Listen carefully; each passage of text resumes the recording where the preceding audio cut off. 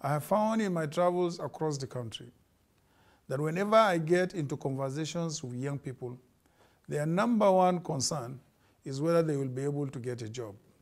For without a job, they have no means of sustaining themselves or begin a family. And without the security of a job, we cannot have security in our country. So, without jobs, there is no future for you or for Nigeria. And I also know as a parent that the older generation is also concerned about jobs for their children, and too often today for themselves as well.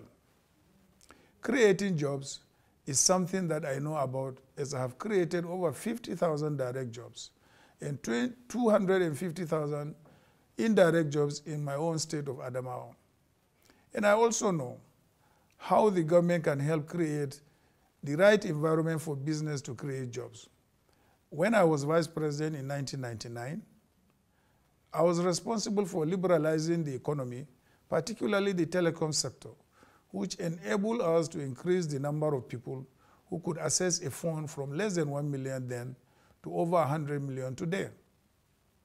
This transformation resulted in the creation of hundreds of thousands of new jobs, from the top up card vendors you see on every street corner to the many new businesses that fed off the phone revolution.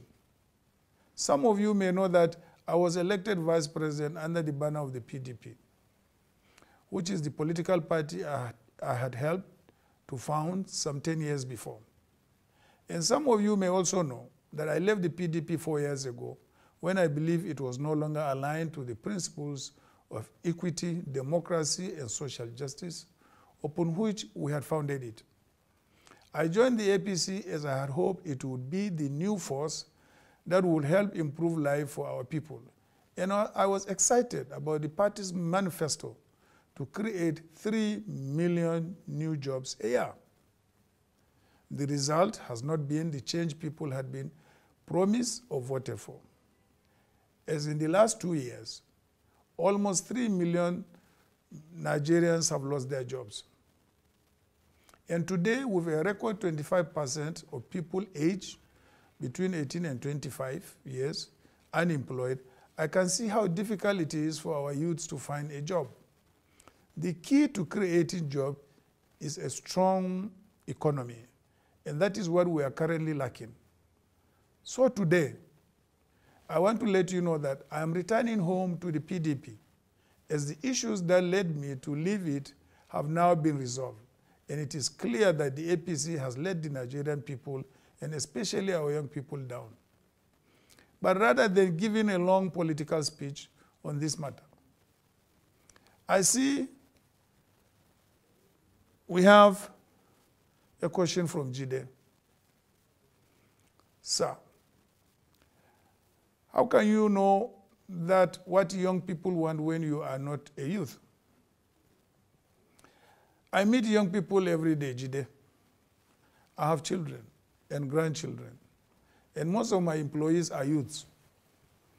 The key to knowing what young people want is to listen to them. I am good at that. Sometimes when I am on the phone with my kids, they ask me, are you still there? You have so many businesses and you employ thousands of Nigerians. Would you be able to focus on political leadership when you have such a large business empire? Well, Babangida, you see, leadership must be separated from management. I led my businesses. I do not manage them.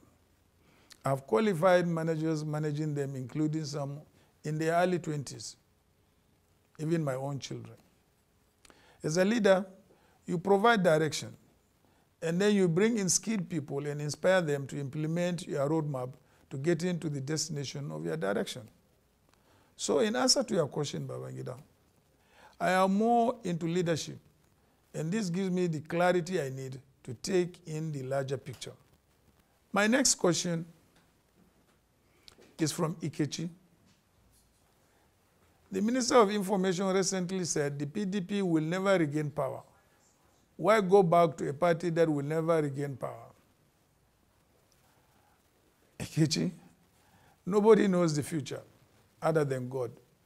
and to dictate what the future will be is not within man's purview. Remember, the PDP also said they will rule this country for the next 60 years. Did they? But it is about Nigeria, not about power. Power for power's own sake breeds arrogance, and arrogance makes men say things like that. All I am saying is that we need a party that speaks to national sentiments, not regional ones. We need a party that can make all Nigerians one till we can boldly say that we are all brothers and sisters with only one mother, which is Nigeria. Sir, what are your views on /End SARS movement? We cannot be outraged that Nigerians and other African migrants are being mistreated in Libya, and then we go ahead and mistreat our people back home. I am very abreast with the #End SARS tag issue because my young followers on social media keep me very much in the loop. Whether it is how SARS treats Nigerians or how we treat each other, we are sending a message to the outside world. We can't expect foreigners to treat our people better than we treat them. We must set the minimum standard required for the treatment of Nigerians worldwide. By the way, we treat our people domestically. Our charity must begin at home. On this issue, I would like to call on the Inspector General of Police and other concerned law enforcement agencies as a concerned Nigerians to intervene. And I know that the Nigerian police, as a disciplined and well-organized force, will take action to address this issue.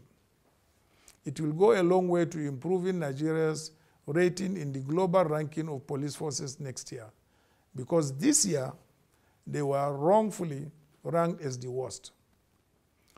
Thank you to everyone who asked me a question. And I'm sorry that time does not permit me to answer each and every one of you. I'll be traveling the country in the coming months and will be listening to concerns of our people in every region. I came from a very humble background and thank God for the opportunities that Nigeria has given me to build a network of successful businesses.